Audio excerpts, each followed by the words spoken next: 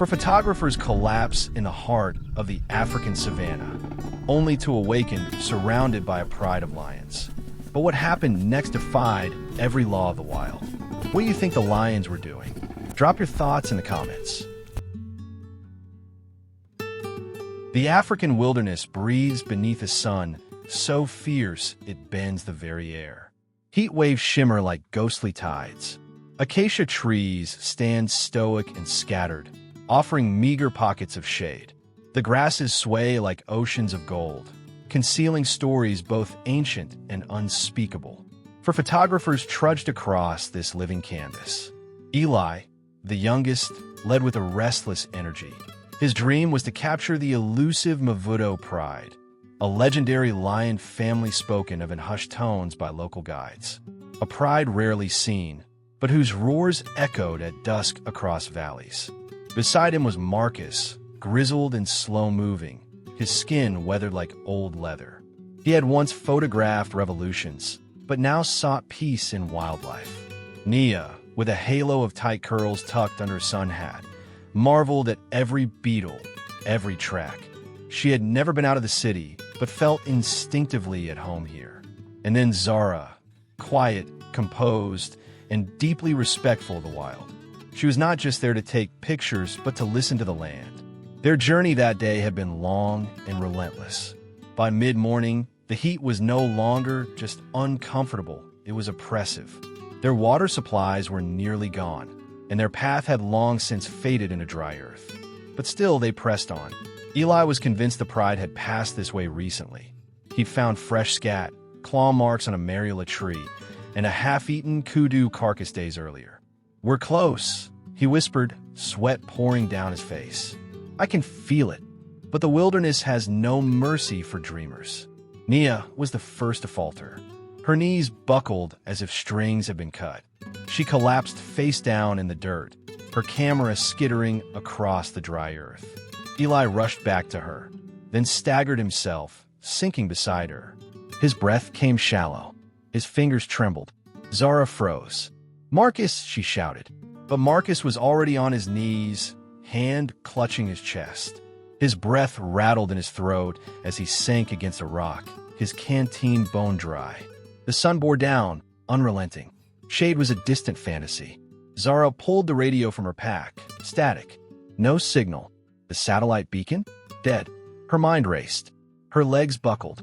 But just ahead, perhaps 20 paces, stood a twisted acacia tree. Not much shade, but it would have to do. She crawled. The world spun. The air shimmered like molten glass. Her heart pounded like a war drum in her ears.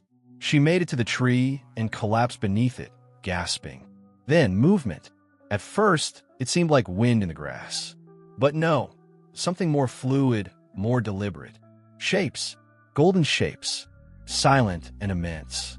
From behind a ridge came 5 lions. 4 lionesses and a single, majestic male. The alpha. They did not growl. They did not charge. They did not even blink. One by one, the lionesses fanned out. Their paws made no sound against the dust. Their golden eyes moved from one fallen human to the next, not with hunger, but with intense curiosity. Zara cannot speak. Her breath caught in her throat. A lioness approached her, not snarling, not attacking, just watching. The great alpha stayed back. He was massive, his mane thick and sunlit, his body scarred by many battles. His golden eyes scanned the scene with regal stillness. It wasn't the stare of a predator, Zara would later say. It was the stare of a judge. One lioness approached Nia and sniffed gently at her hat. Another brushed past Eli, her tail flicking softly against his arm. Marcus lay motionless beneath his rock. The lions circled him, sat near him, but did not touch. And then they lay down. In a wide circle, they positioned themselves around the fallen humans. The alpha remained standing, silent, protective. It was as if the lions had adopted the strangers into their pride, even if only for an hour. Zara dared not move, but slowly, her fear gave way to awe. There was no malice, no threat, only presence, as if nature itself had paused to bear witness. Suddenly, the alpha raised his head. His ears twitched, He inhaled deeply. Then he roared.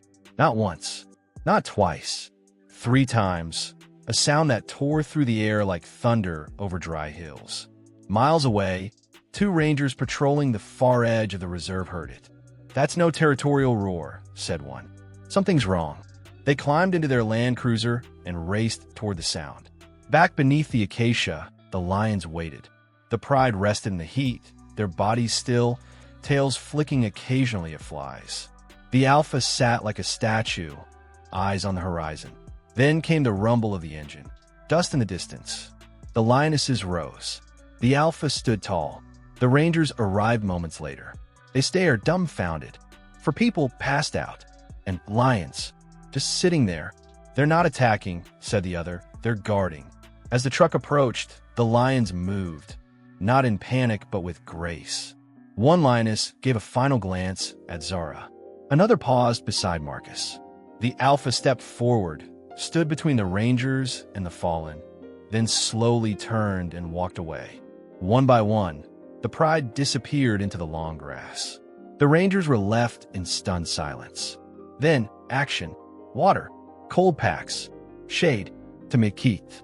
All 4 photographers were alive, barely. Zara stirred first. "They waited," she whispered. "They didn't hurt us. They waited." Back at the ranger post, the team received 4 fluids, salt tablets, and rest. Eli sobbed when he woke up. "I was chasing the perfect shot, and I nearly killed us." Marcus, pale and shaken, muttered, "It should have been the end of us." But it wasn't. The cameras, many of them still recording in standby, had captured something extraordinary. In the playback footage, you could see the lions encircling the humans. Sitting, resting, one yawning lazily, another gently pawing at a lens. The footage quickly went viral. Experts were called. Some biologists believed the lions' instincts kicked in. They saw weak, non-threatening creatures and simply ignored them. Others argued this behavior was unique, even unprecedented. Wild lions do not sit near humans so calmly unless conditioned, or unless something deeper stirred in their instincts. But those who were there knew what they saw. "They protected us," said Zura, "not out of fear, not out of hunger, but out of recognition of something fragile, something familiar." 2 weeks later, Zara returned with the rangers. They brought back the cameras as a kind of offering.